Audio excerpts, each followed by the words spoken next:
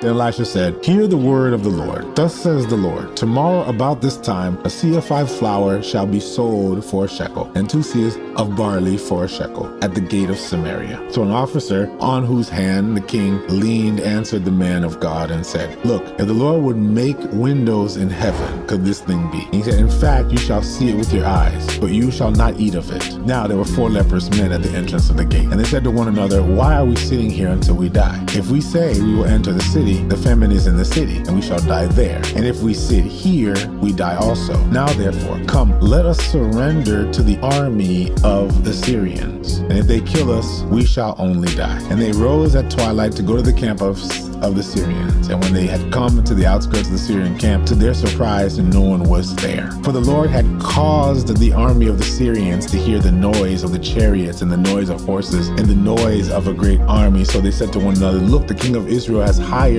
against us the kings of the Hittites and the kings of the Egyptians to attack us. Therefore they arose and fled at twilight and left the camp intact, their tents, their horses, their donkeys, and they fled for their lives. And when these lepers came to the outskirts of the camp, they went into one tent and ate and drank and carried from it silver, gold, and clothing and went and hid them. Then they came back and entered another tent and carried some there also and went and hid it. Then they said to one another, we are not doing right. This day is a day of good news, and we remain silent. If we wait until morning light, some punishment will come upon us. Now therefore, come, let us go and tell the king's household. So they went and called the gatekeepers of the city and told them, we went to the Syrian camp, and surprisingly no one was there, not a human sound, only horses and donkeys tied and tents intact. And the gatekeepers called out, and they told it to the king's household inside. The king arose in the night and said to his servants, let me now tell you what the Syrians have done to us. They know that we are hungry. Therefore they have gone out of the camp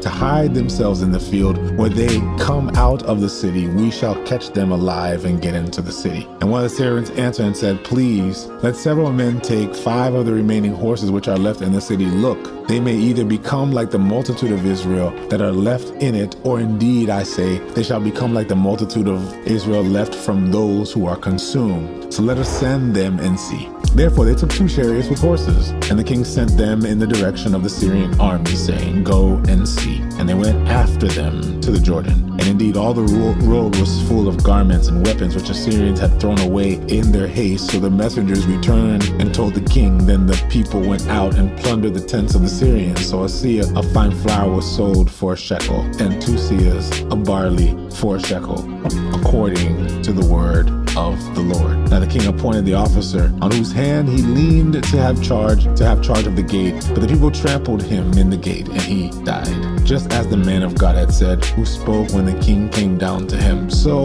it happened. Just as the man of God had spoken to the king, saying, 2 seahs of barley for a shekel, and a seah of fine flour for a shekel shall be sold tomorrow about this time in the gate of Samaria. Then that officer had answered the man of God and said, now look, if the Lord would make windows in heaven, could such a thing be? And he had said, in fact, you shall see it with your eyes, but you shall not eat of it.